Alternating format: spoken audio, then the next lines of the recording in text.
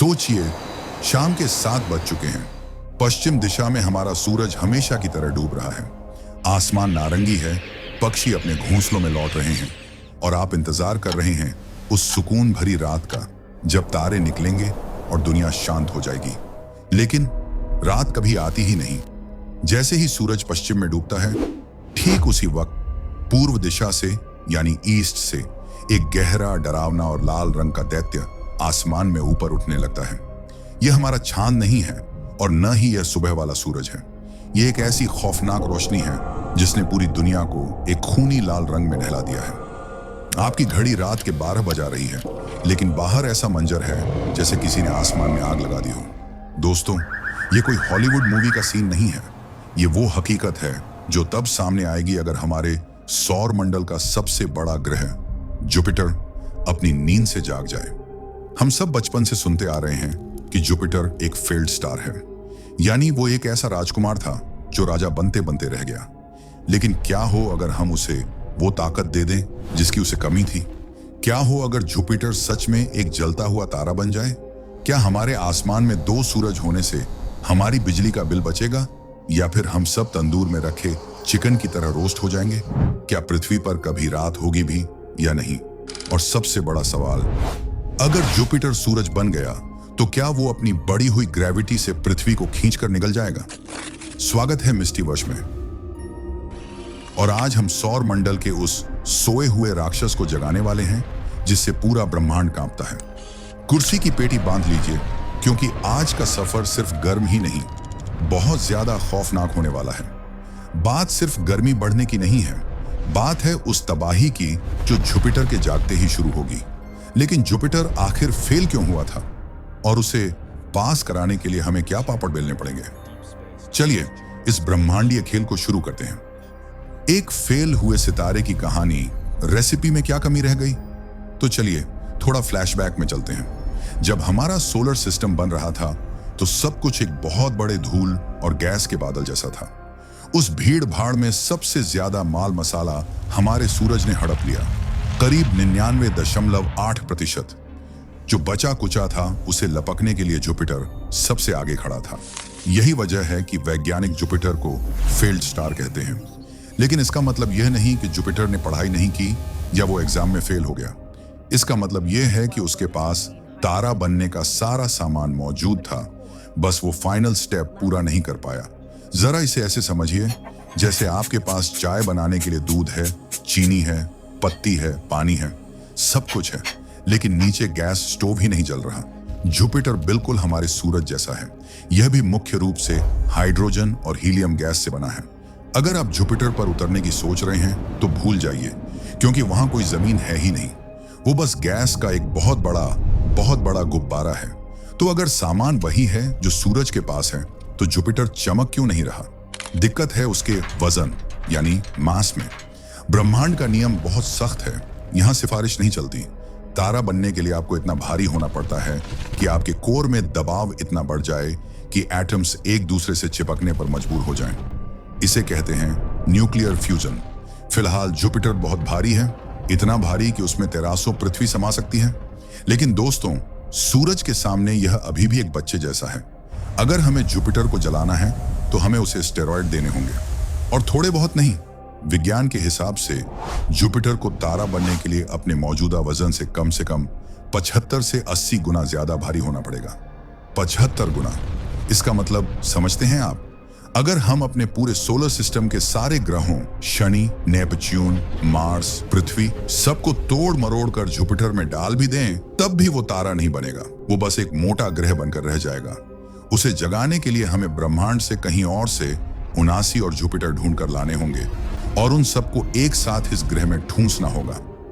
जब इतना सारा वजन एक जगह जमा होगा, तब जुपिटर के पेट के अंदर का प्रेशर इतना बढ़ जाएगा कि हाइड्रोजन के एटम चिल्ला उठेंगे, वो पिचकेंगे और धमाके के साथ हीलियम बनने लगेंगे। और तभी बूम, एक चिंगारी भड़केगी। वो इंजन जो अरबों साल से ठंडा पड़ा था, वो स्टार्ट हो जाएगा। जुपिटर अब ग्रह नहीं रहेगा, वो एक रेड ड्वार्फ स्टार, लाल बौना तारा बन जाएगा। सुनने में तो बड़ा रोमांचक लग रहा है ना? एक नया सूरज, नया सवेरा। लेकिन रुकिए, क्या आपने कभी सोचा है कि जब हम किसी चीज का वजन 80 गुना बढ़ा देते हैं तो उसके साथ एक और चीज मुफ्त में मिलती है? एक ऐसी अदृश्य ताकत जो ब्रह्मांड की सबसे खतरनाक चीजों में से एक है। जी हाँ, मैं बात कर रहा हूं ग्रेविटी यानी गुरुत्वाकर्षण की। जैसे ही जुपिटर का वजन बढ़ेगा, वो सिर्फ एक लाइट बल्ब की तरह नहीं जलेगा, वो एक चुंबक बन जाएगा। एक ऐसा दैत्याकार चुंबक जो हमारे सोलर सिस्टम के नाजुक संतुलन को हिलाकर रख देगा। और यहीं से शुरू होती है हमारी असली बर्बादी। गुरुत्वाकर्षण का तांडव। जब आसमान गिरने लगेगा, अब आती है असली पिक्चर। अभी तक हम सोच रहे थे कि वाह, 2 सूरज होंगे, डबल धूप मिलेगी, मजा आएगा। लेकिन दोस्तों, फिजिक्स की दुनिया में फ्री लंच जैसा कुछ नहीं होता। हर चीज की कीमत चुकानी पड़ती है। हमने जुपिटर को तारा बनाने के लिए उसका वजन 80 गुना बढ़ा दिया। अब न्यूटन का नियम कहता है, जिसका वजन जितना ज्यादा, उसकी खींचने की ताकत यानी ग्रेविटी उतनी ही ज्यादा। आज का जुपिटर हमारे सोलर सिस्टम का बड़ा भाई है। वो अपनी ग्रेविटी से बहुत सारी चीजों को संभाल कर रखता है, खास तौर पर मंगल और जुपिटर के बीच मौजूद एस्टेरॉयड बेल्ट। यहाँ लाखों करोड़ों बड़े बड़े पत्थर हैं जो चुपचाप घूम रहे हैं, क्योंकि जुपिटर उन्हें अपनी जगह पर थामे हुए हैं। लेकिन जैसे ही जुपिटर सुपर जुपिटर या स्टार बनेगा, उसकी ग्रेविटी अचानक 80 गुना बढ़ जाएगी। यह एक ऐसा झटका होगा जैसे किसी ने शांत झील में एक बहुत बड़ा पत्थर फेंक दिया हो। सबसे पहले वो एस्टेरॉयड बेल्ट पागल हो जाएगी। जो पत्थर सदियों से अपनी लेन में चल रहे थे, वो रास्ता भटक जाएंगे। जुपिटर उन्हें अपनी तरफ खींचेगा और उस खींचतान में करोड़ों पत्थर गुलेल स्लिंगशॉट की तरह चारों दिशाओं में फेंक दिए जाएंगे। नतीजा, पृथ्वी पर पत्थरों की बारिश।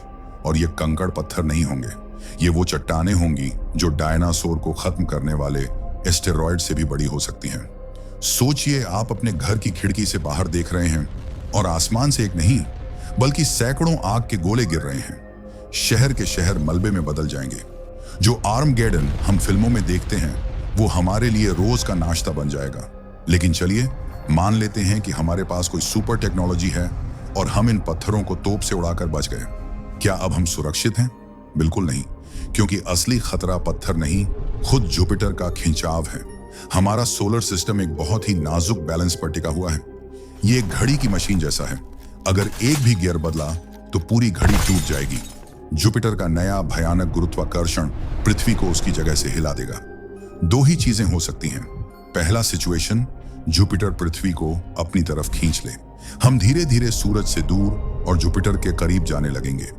इसका मतलब होगा भयंकर गर्मी और रेडिएशन से मौत। हम जलकर राख हो जाएंगे। लेकिन दूसरा सिचुएशन इससे भी ज्यादा डरावना और अकेलापन भरा है। हो सकता है कि जुपिटर और सूरज के बीच की रस्साकशी, टग ऑफ वॉर में पृथ्वी स्लिंग शॉट होकर सोलर सिस्टम से ही बाहर फेंक दी जाए। जैसे हम उंगली से कैरम की गोटी को फ्लिक करते हैं, वैसे ही पृथ्वी को ब्रह्मांड के अंधेरे में धकेल दिया जाएगा। इसे कहते हैं रोग प्लैनेट बनना। जरा उस पल की कल्पना कीजिए। धीरे धीरे सूरज छोटा होता जाएगा, एक तारे जैसा, और वो लाल जुपिटर भी दूर होता जाएगा। पृथ्वी अंतरिक्ष के घने अंधेरे में अकेली बह रही होगी। न कोई दिन, न कोई साल, सिर्फ अनंत रात। तापमान गिरते गिरते -200 डिग्री सेल्सियस के नीचे चला जाएगा। हमारे महासागर ऊपर से नीचे तक जम जाएंगे। हवा में मौजूद ऑक्सीजन और नाइट्रोजन गैस नहीं रहेगी, वो बर्फ बनकर स्नोफॉल की तरह जमीन पर गिरेगी। हम ठंड से ठिठुर कर नहीं बल्कि जमकर पत्थर बन जाएंगे। ये एक बहुत ही दर्दनाक और खामोश मौत होगी। कोई बचाने नहीं आएगा, क्योंकि हमारा कोई सूरज ही नहीं बचा होगा। थोड़ा ज्यादा डिप्रेशन हो गया ना? खैर, डरिए मत।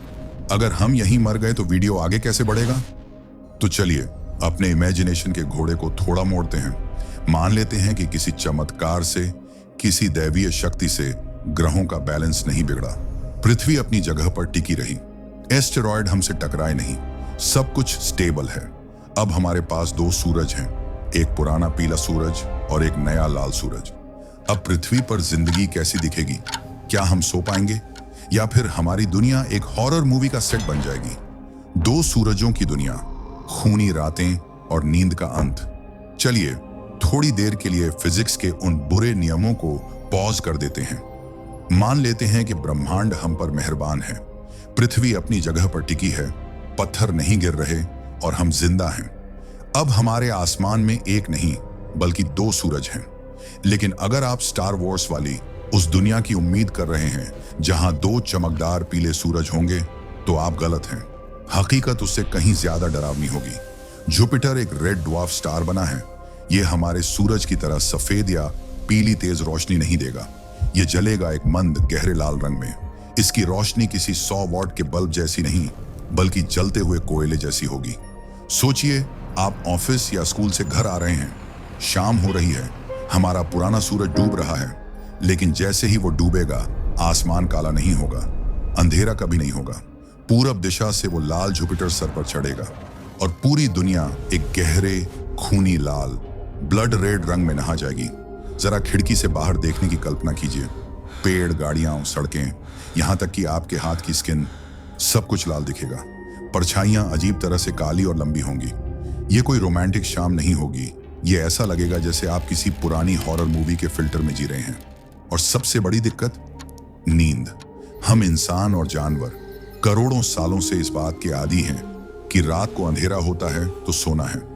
हमारे दिमाग में एक केमिकल होता है, मेलाटोनिन, जो अंधेरा होने पर ही निकलता है और हमें सुलाता है। लेकिन इस नई दुनिया में अंधेरा तो इतिहास बन चुका है। रात को भी आसमान में वो लाल आंख घूर रही होगी। आपकी घड़ी रात के 2 बजाएगी, लेकिन बाहर उजाला होगा। भले ही मध्यम हो, पर उजाला होगा। इसका नतीजा, ग्लोबल इंसोम्निया। पूरी दुनिया की नींद उड़ जाएगी। लोग चिड़चिड़े हो जाएंगे, डिप्रेशन बढ़ेगा। जानवरों को समझ नहीं आएगा कि कब शिकार करना है और कब सोना है। उल्लू कंफ्यूज हो जाएंगे, मुर्गे बेवजह बांग देने लगेंगे। पेड़ पौधे जिन्हें रात को आराम चाहिए होता है, वो मुरझाने लगेंगे। हमारा पूरा इकोसिस्टम जो दिन रात के चक्र पर चलता है, वो पागल हो जाएगा। लेकिन खतरा सिर्फ नींद का नहीं है। खतरा वो है जो दिखाई नहीं देता। तारे सिर्फ रोशनी नहीं देते, वो रेडिएशन भी फेंकते हैं। जुपिटर भले ही एक छोटा तारा हो, लेकिन वो हमारे बहुत करीब है। वो लगातार एक्सरे और अल्ट्रावायलेट यूवी किरणें पृथ्वी पर बरसाएगा। हो सकता है कि हमारी ओजोन परत, जो हमें सूरज से बचाती है, वो इस 2 तरफा हमले को झेल न पाए। अगर ओजोन परत फटी तो यह लाल रोशनी सिर्फ डरावनी नहीं, बल्कि जानलेवा हो जाएगी। स्किन कैंसर के मामले बढ़ जाएंगे और बाहर निकलना मतलब मौत को दावत देना होगा। तो दोस्तों, पृथ्वी पर तो मामला कुछ जम नहीं रहा। यहां तो जीना हराम हो चुका है। लेकिन एक जगह है जहां यह जलता हुआ जुपिटर मौत का पैगाम नहीं, बल्कि जीवन का वरदान लेकर आएगा। एक ऐसी जगह जो अब तक बर्फ की चादर ओढ़कर सो रही थी। क्या हो अगर मैं आपसे कहूं कि जुपिटर के सूरज बनने से पृथ्वी का खेल खत्म हो सकता है, लेकिन एलियंस का खेल शुरू हो सकता है। एक नई दुनिया का जन्म, बर्फ बनी पानी। दोस्तों, एक पुरानी कहावत है, एक का नुकसान दूसरे का फायदा। पृथ्वी पर भले ही हम गर्मी और लाल रातों से परेशान हो रहे हों, लेकिन असली जादू पृथ्वी पर नहीं, बल्कि वहां हो रहा होगा जहां अब तक सिर्फ मौत और सन्नाटा था। मैं बात कर रहा हूं जुपिटर के अपने परिवार की, उसके चंद्रमाओं की, खास तौर पर यूरोपा और गैनीमेड की। आज ये चंद्रमा पूरी तरह से जमी हुई बर्फ के गोले हैं। वहां तापमान -170 डिग्री रहता है। लेकिन जैसे ही उनका पिता यानी जुपिटर एक तारा बनकर जागेगा, कहानी पलट जाएगी। जुपिटर की गर्मी सबसे पहले इन्हीं चंद्रमाओं तक पहुंचेगी। सोचिए उस नजारे को, यूरोपा की सतह पर जमी किलोमीटर मोटी बर्फ की चादरें छिटकने लगेंगी। सदियों से शांत पड़ी बर्फ पिघलकर पानी बन जाएगी। वहां इतनी भाप बनेगी कि शायद उन चंद्रमाओं पर अपना खुद का वायुमंडल, एटमॉस्फेयर बन जाए। जो आज बंजर हैं, वो कल पानी की दुनिया, वाटर वर्ल्ड्स बन जाएंगे। वैज्ञानिकों का मानना है कि जीवन के लिए सबसे जरूरी चीज है पानी और गर्मी। आज हमारा सोलर सिस्टम का हैबिटेबल जोन, यानी वो इलाका जहां पानी तरल रह सकता है, सिर्फ पृथ्वी के पास है। लेकिन जुपिटर के जलते ही ये जोन शिफ्ट होकर जुपिटर के पास चला जाएगा। पृथ्वी शायद रहने लायक न रहे, लेकिन यूरोपा, वो हमारा नया घर बन सकता है। उस गर्म विशाल समंदर में जहां जुपिटर की लाल रोशनी पानी के अंदर तक जा रही होगी, वहां रसायनों का मिलन होगा। और कौन जानता है, शायद उन गहराइयों में पहले से सोए हुए बैक्टीरिया जाग जाएं, या फिर एक नई तरह की एलियन लाइफ का जन्म हो सकता है कि करोड़ों साल बाद यूरोपा के समंदर में तैरने वाले जीव उस लाल तारे जुपिटर को भगवान मानकर पूजें, जिसने उन्हें जीवन दिया। यह कितना अजीब है ना। एक तरफ पृथ्वी जो जीवन से भरी थी, वो रेगिस्तान बन रही है। और दूसरी तरफ यूरोपा, जो रेगिस्तान था, वो जीवन का पालना बन रहा है। ब्रह्मांड संतुलन बनाना जानता है, लेकिन उस संतुलन की कीमत बहुत भारी होती है। तो अब हम वीडियो के आखिरी पड़ाव पर हैं। हमने तबाही देख ली, हमने नया जीवन देख लिया, लेकिन अंत में सवाल वही आता है, क्या हमें सच में जुपिटर को जलाना चाहिए, या फिर जो जैसा है उसे वैसा ही छोड़ देने में भलाई है? वो विफलता जो हमारी किस्मत बन गई। तो दोस्तों, आज का यह सफर हमें एक बहुत ही गहरी और डरावनी हकीकत का एहसास कराता है। हम अक्सर अपनी जिंदगी में परफेक्शन के पीछे भागते हैं। हम सोचते हैं कि अगर कोई चीज पूरी नहीं हुई तो वो बेकार है। हम जुपिटर को भी फेल्ड स्टार कहकर उसका मजाक उड़ाते हैं। हम कहते हैं कि देखो, यह इतना बड़ा होकर भी चमक नहीं पाया। लेकिन जरा सोचिए, अगर जुपिटर पास हो गया होता, अगर वो सच में एक तारा बन गया होता, तो आज हम और आप यहाँ बैठकर ये वीडियो नहीं देख रहे होते। हमारा अस्तित्व, हमारी हंसी, हमारे सपने सब उस लाल आग में जलकर राख हो चुके होते, या अंतरिक्ष के अंधेरे में बर्फ बनकर तैर रहे होते।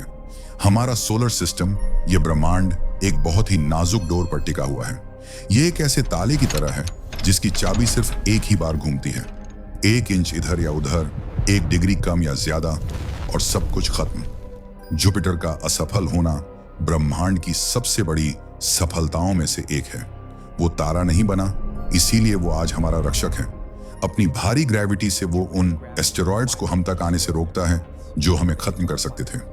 वो एक ढाल है, एक बड़ा भाई है जो चुपचाप अंधेरे में रहकर हमारी रक्षा कर रहा है। तो अगली बार जब आप रात को आसमान में उस चमकते हुए जुपिटर को देखें, तो उसे फेल्ड स्टार मत कहिएगा, उसे धन्यवाद कहिएगा, क्योंकि उसकी वो अधूरी कहानी ही हमारी पूरी कहानी की वजह है। कभी कभी कुछ चीजों का अधूरा रहना ही उनके खूबसूरत होने की शर्त होती है। लेकिन ब्रह्मांड के राज्य यहां खत्म नहीं होते। जुपिटर तो सो रहा है, लेकिन हमारे पड़ोस में और भी कई दैत्य छिपे बैठे हैं। क्या पता अगली बार खतरा जुपिटर से नहीं बल्कि कहीं और से आए। क्या पता हमारे सोलर सिस्टम के बाहर कोई रोग प्लैनेट हमारी तरफ बढ़ रहा हो। ब्रह्मांड एक अंधेरा जंगल है और हम अभी बस उसके किनारे पर खड़े हैं। अगर आज के इस काल्पनिक विनाश ने आपके रोंगटे खड़े कर दिए, और अगर आप ब्रह्मांड के इन रहस्यमयी और खौफनाक कोणों को मेरे साथ एक्सप्लोर करना चाहते हैं, तो मिस्टीवर्स के इस परिवार का हिस्सा जरूर बने।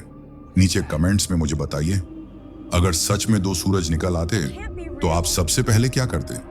क्या आप डरते या उस लाल आसमान का मजा लेते?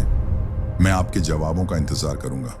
मिलते हैं बहुत जल्द एक और नई थ्योरी, एक और नए रहस्य और एक और रोमांचक सफर के साथ। तब तक के लिए अपनी कुर्सियों की पेटी खोले बिना आसमान की तरफ देखते रहिए। क्या पता आज की रात कुछ अलग हो। सतर्क रहें, जिज्ञासु रहें। जय हिंद।